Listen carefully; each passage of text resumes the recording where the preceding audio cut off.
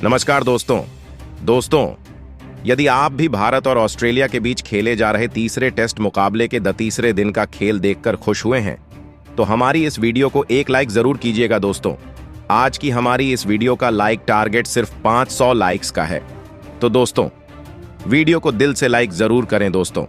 जैसा कि आप सभी जानते ही हैं कि फिलहाल अभी भारत और ऑस्ट्रेलिया के बीच 5 मैचों की टेस्ट सीरीज खेली जा रही है, जिसका पहला मुकाबला भारतीय टीम ने जीता था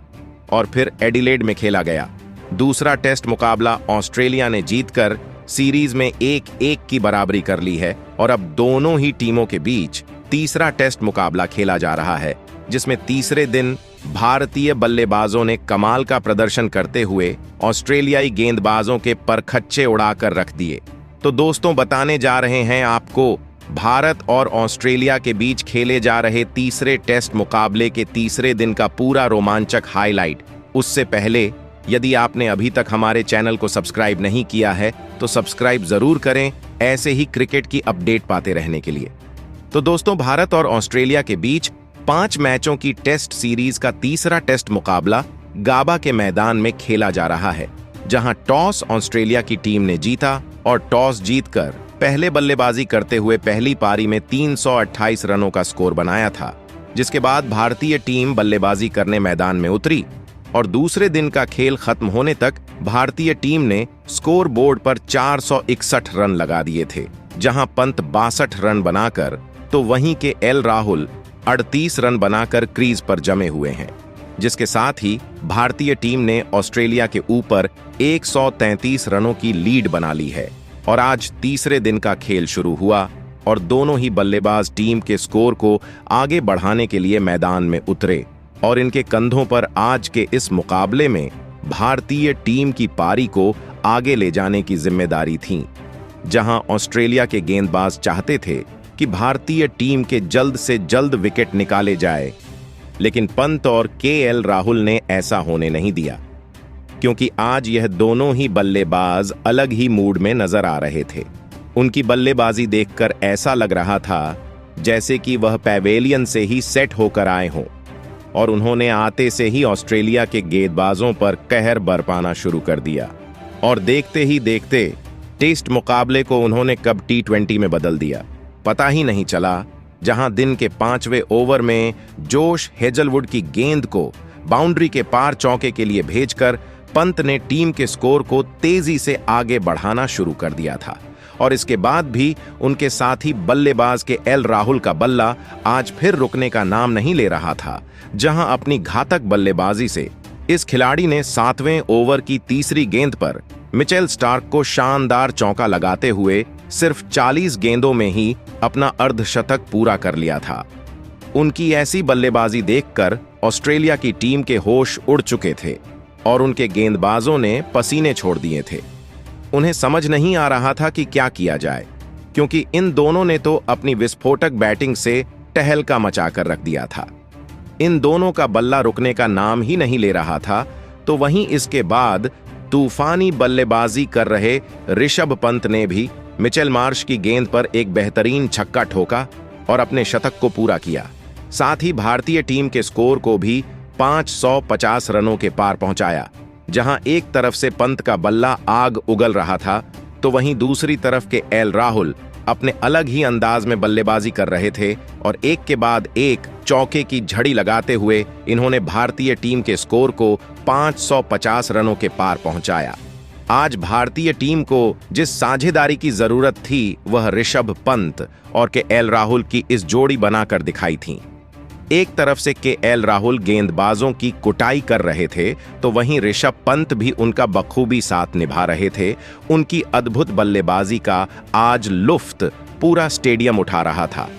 ऑस्ट्रेलिया के गेंदबाज इन्हें रोकने की पूरी कोशिश कर रहे थे और इसी सोच में थे कि कैसे भी करके एक विकेट निकाला जाए और इनकी साझेदारी को तोड़ा जाए। लेकिन आज सिर्फ उन्हें मायूसी हाथ लग रही थी, जहां नाथन लियोन को आड़े हाथों लेते हुए केएल राहुल ने शानदार चौका लगाया और टीम इंडिया को 600 रनों के पार पहुंचा दिया। इसके बाद 20वें ओवर में भी नाथन लियोन की ऋषभ पंत ने धज्जियां उड़ाकर रख दी जहां ओवर की पहली ही गेंद पर पंत ने तूफानी छक्का लगाकर लियोन के होश उड़ाए, तो वहीं तीसरी गेंद पर एक बार फिर गगनचुंबी छक्का लगाकर गेंद को मैदान के बाहर भेज दिया। पंत यहीं नहीं रुके और अंतिम गेंद पर भी उन्होंने एक शानदार चौका लगाया और इसी के साथ ही इन दोनों के बीच 100 रनों से ज्यादा की साझेदारी भी पूरी हो चुकी थी, जिसके दम पर टीम इंडिया ने अब मुकाबले में जबरदस्त पकड़ी डीएच बना ली थी, जहां 33वें ओवर में टीम इंडिया 644 रन बना लिए थे और जिसके बाद लंच की घोषणा कर दी जाती है। और फिर लंच के बाद एक बार फिर से मुकाबले की शुरुआत हुई, जहां दोनों बल्लेबाज एक बार फिर मैदान में उतरे और आते से ही केएल राहुल ने जोश हेजलवुड को आड़े हाथों लिया और पहले तो लगातार 3 गेंदों पर 3 तूफानी छक्के ठोक डाले और इसके बाद एक शानदार चौका लगाया, जिसे देख पूरा स्टेडियम गूंज उठा। जिसके बाद ऋषभ पंत ने भी अपने हाथ खोले और बड़े शॉट लगाना शुरू कर दिया, जहां आज इन दोनों की बल्लेबाजी देखते ही बन रही थी, जिसे देखकर सभी खुश थे। तो वहीं कप्तान रोहित शर्मा, विराट कोहली के साथ साथ कोच गौतम गंभीर भी खुश नजर आ रहे थे और यह भी इन दोनों की बल्लेबाजी का लुत्फ उठा रहे थे, जहां ऑस्ट्रेलिया की टीम विकेट निकालने की पूरा प्रयास कर रही थी। लेकिन विकेट निकालना इतना आसान नहीं था, जहां इस दौरान ऋषभ पंत ने अपने पारी के 150 रन पूरे किए, लेकिन इसके बाद वह अपनी पारी को ज्यादा आगे नहीं बढ़ा पाए, जहां ऋषभ पंत और केएल राहुल के बीच 185 रन की साझेदारी हो चुकी थी, जिसे पैट कमिंस ने तोड़ा और अपने टीम के लिए एक बड़ा विकेट हासिल किया और ऋषभ पंत को ट्रेविस हेड के हाथों कैच आउट करवाकर पवेलियन वापस भेजा। पंत ने इस मुकाबले में तूफानी 158 रन बनाकर आउट हुए, जिसके चलते यहां टीम इंडिया को 5वां बड़ा झटका लगा और जब ऋषभ पंत आउट हुए तब 708 रन का स्कोर भारत की टीम का हो गया था। जिसके बाद नीतीश रेड्डी बल्लेबाजी के लिए मैदान में उतरे और केएल राहुल का साथ निभाने लगे। दूसरी तरफ केएल राहुल बेहतरीन बल्लेबाजी करते हुए अपने शतक के बेहद करीब पहुंच चुके थे और केएल राहुल 94 रन बना चुके थे और अपने शतक से मात्र 6 रन दूर थे। लेकिन दोस्तों केएल राहुल अपने शतक से चूक गए और पैट कमिंस की गेंद पर क्लीन बोल्ड हो पवेलियन लौट आए। केएल राहुल का आउट होना पूरे भारत देश को बड़ा झटका दे गया। यहां पर केएल राहुल ने अपनी 94 रन की पारी में 9 चौके और 5 बड़े छक्के ठोके, जिसके बाद अब बल्लेबाजी के लिए नीतीश रेड्डी का साथ निभाने रविचंद्रन अश्विन मैदान में उतरे, जहां भारतीय टीम के 2 सेट बल्लेबाज अब आउट हो चुके थे, जिससे रनों की रफ्तार अब कम हो गई थी। जहां पर रविचंद्रन अश्विन और नीतीश रेड्डी संभलकर बल्लेबाजी करते हुए धीमे धीमे स्कोर को आगे बढ़ाने लगे और जोश हेजलवुड के ओवर में रविचंद्रन अश्विन के बल्ले का बाहरी किनारा लेती हुई पीछे की तरफ मैदान के बाहर 4 रन के लिए चली गई, जहां दोस्तों भारतीय टीम की लीड अभी 410 रनों की हो गई थी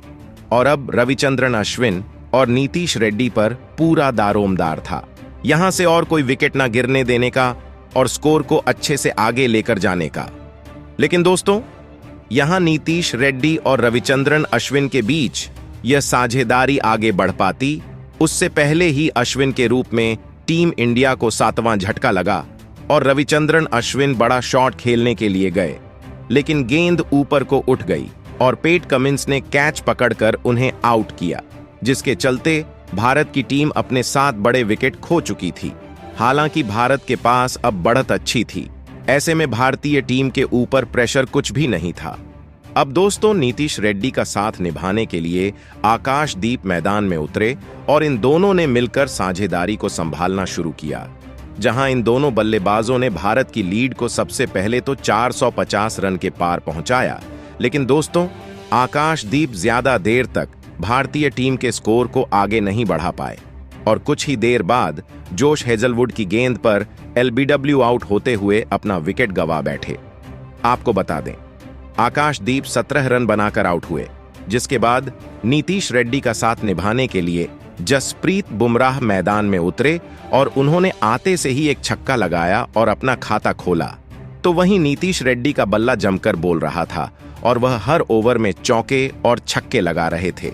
जहां जसप्रीत बुमराह 1-2 रन लेकर इनका साथ निभा रहे थे। लेकिन वह अपनी पारी को आगे नहीं बढ़ा पाए और मिचेल स्टार्क के ओवर में अपना विकेट गंवा बैठे। और इसके बाद मोहम्मद सिराज मैदान में उतरे, जहां नीतीश रेड्डी अपने अर्धशतक के करीब थे और उन्होंने स्टार्क के ओवर में चौका ठोककर अर्धशतक पूरा किया। लेकिन इसके बाद नीतीश रेड्डी ज्यादा देर तक टीके नहीं रह पाए और उन्हें मिचेल स्टार्क ने क्लीन बोल्ड कर डाला और इसी के साथ टीम इंडिया की पहली पारी 823 रनों पर सिमट गई, जिसके चलते टीम इंडिया ने ऑस्ट्रेलिया की टीम पर 495 रनों की लीड हासिल कर ली थी। और अब ऑस्ट्रेलिया की ओर से उस्मान ख्वाजा और नाथन मैक्सविनी पारी की शुरुआत करने मैदान में उतरे, जहां ऑस्ट्रेलिया की टीम के सामने बड़ा स्कोर था, जिसे हासिल करने के बाद भारतीय टीम के सामने लक्ष्य भी रखना था। ऐसे में इन दोनों बल्लेबाजों के कंधों पर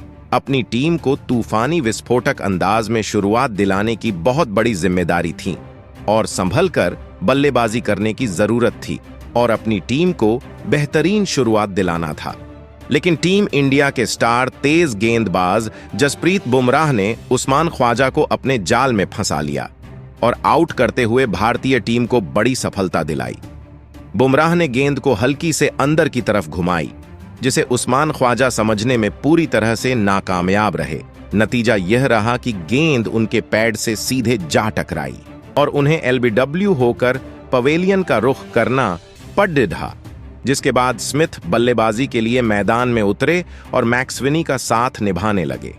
हालांकि इन दोनों ही बल्लेबाजों को शुरुआत में तेज गेंदबाजों को खेलने में बहुत ही परेशानी हो रही थी और 1-2 रन भी बड़ी मुश्किल से निकल रहे थे, जहां भारतीय गेंदबाज दोनों ही बल्लेबाजों पर दबाव बनाकर रखे हुए थे और उन्हें बड़े शॉट खेलने का कोई भी मौका नहीं दे रहे थे। जिसके बाद ख्वाजा ने 8वां ओवर लेकर आए आकाशदीप की आखिरी गेंद पर एक शानदार चौका लगाया और थोड़े दबाव को कम किया, जिसके बाद स्टीव स्मिथ भी पीछे नहीं हटे और उन्होंने अगला ओवर लेकर आए जसप्रीत बुमराह को अपना निशाना बनाया और इस ओवर में 2 बेहतरीन चौके जड़ दिए और स्कोर को 40 रन के पार पहुंचाया। हालांकि तब तक तीसरे दिन के खेल की समाप्ति की घोषणा कर दी गई थी, जहां तीसरे दिन की समाप्ति तक ऑस्ट्रेलिया ने 11 ओवर में 42 रन बना लिए हैं और भारतीय टीम की लीड से अभी भी 453 रनों से पीछे है, जहां स्टीव स्मिथ 20 रन तो वहीं नाथन मैक्सविनी 21 रन की पारी खेल चुके हैं। ऐसे में दोस्तों, ऑस्ट्रेलिया की टीम चाहेगी कि भारतीय टीम की लीड को जल्दी खत्म कर उनके ऊपर लीड हासिल की जाए। आप आज भारतीय टीम की बल्लेबाजी को 10 में से कितने अंक देना चाहेंगे? कमेंट में हमें जरूर बताएं।